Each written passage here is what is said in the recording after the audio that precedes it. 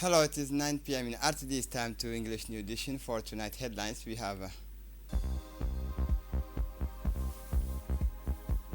a fraternal summit for stability and cooperation between Djibouti and Somalia.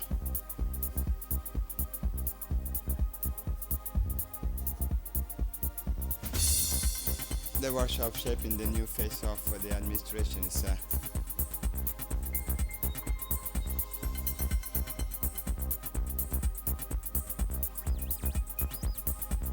Donald Trump sets the tone on customs duties.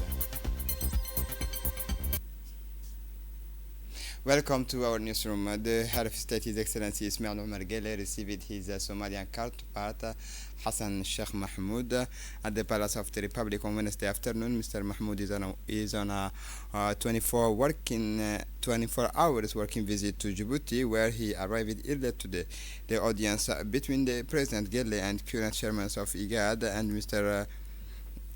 Hassan Sheikh Mahmoud began with a review of the bilateral relations between the two countries, which have close ties forged by the thread of history, cultural, and linguistic proximity and geographical proximity. The talks then focused on developments in Somalia, in particular, the progress made by the sister countries in ensuring the integrity of property and people through its territories. It should be pointed out that under the aegis of its first magistrate, His Excellency Ismail Omar Guelleh, the Republic of Djibouti is constantly working to promote peace, stability, and economic reconstruction in its sister nations of Somalia, in addition to bilateral issues.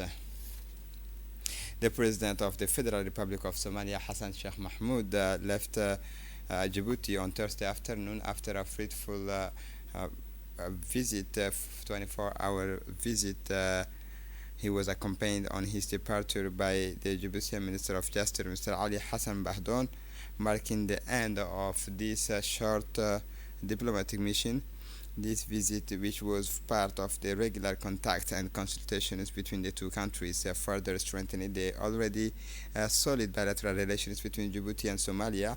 The two countries share age-old ties nurtured by their geographical and cultural and linguistic proximity, and this visit confirmed the Djibouti's ongoing commitment to the stabilization and economic reconstruction of Somalia.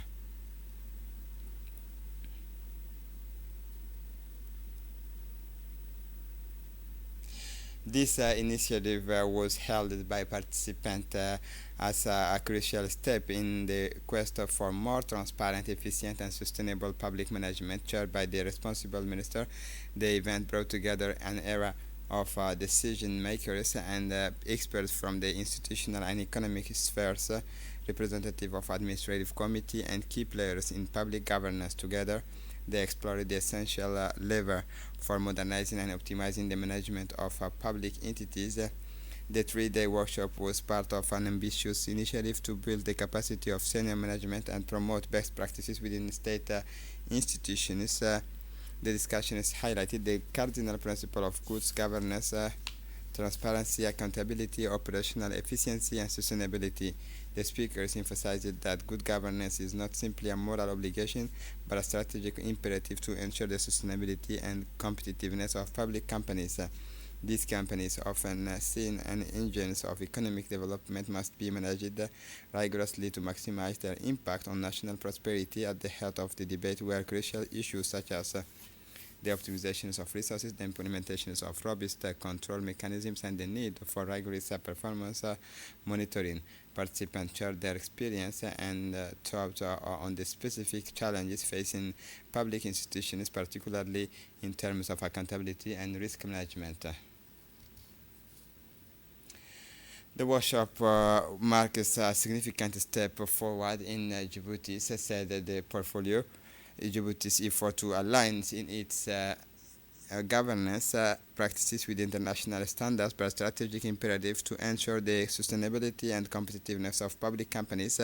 These companies, often seen as an engines of economic development, must be managed rigorously to maximize their impact on national prosperity. At the heart of the debate were crucial issues such as the optimizations of resources, the implementations of robust control mechanisms, and the need for rigorous performance monitoring. The state portfolio manager said that the participants agreed on the need to establish a rigorous monitoring framework to assess the progress made and identify areas requiring adjustment. Today's event bears witnesses to Djibouti's political will to make good governance a pillar of its economic and social development through initiatives such as this. The country aims not only to strengthen the performance of its public enterprises but also to build a modern, accountable administration at the services of its citizens.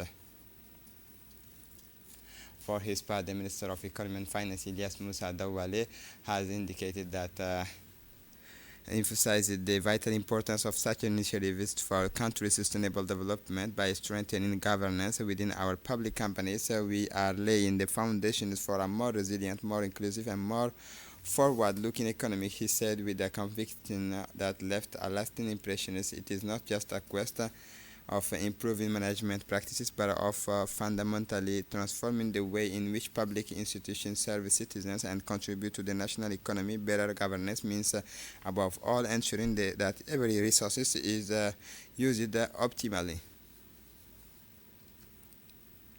As part of the national effort to combat illegal immigration and guarantee security and public orders, all foreigners in irregular situations on the national territory, wherever their nationalities, are asked to leave the countries voluntarily and peacefully with a period of 1 month from today.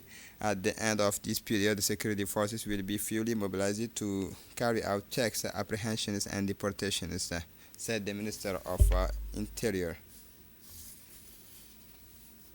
As part of the implementations of the waste management project in the various districts of the Dakhel region, the prefectures and the Dakhel regional councils, in collaboration with the association Levei Dokar, organized an awareness raising meetings for citizens and local stakeholders. The meeting was attended by the chairman of the Dakhel Regional Council, Mahad Hussein Ahmed, the chairman of the Levei Dokar Association, Mr. Ibrahim Umar, and the resident of the district. The aim of the event was to present the challenges of the waste management in the regions and to raise awareness of the importance of responsible waste management in Dakhel.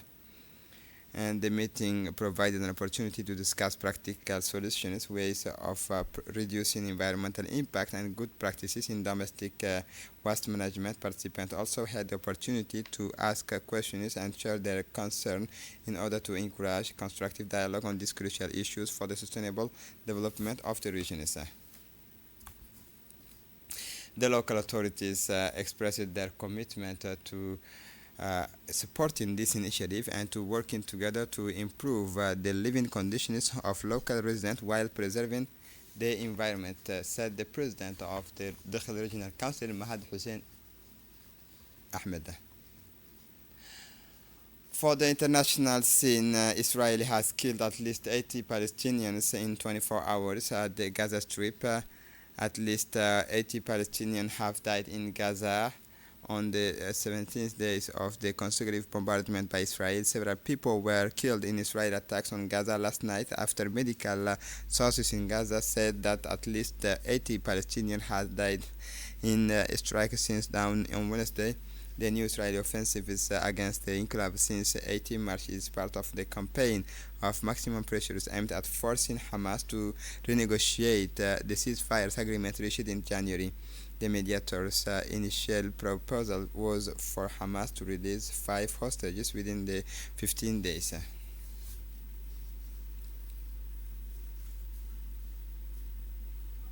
Donald Trump declares a trade war on the world.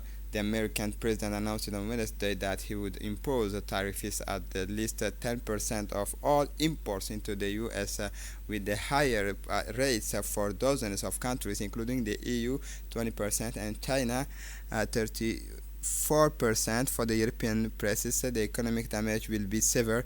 The U.S. is striking up a spectacular blow against the world economic orders it helped to erect after the Second World War, presenting his countries as a victim for decades, injured on all sides in terms of trade. Donald Trump announced unprecedented customs duties on Wednesday, 2 April. And this is it for the news. Thanks for watching us. Have a good evening.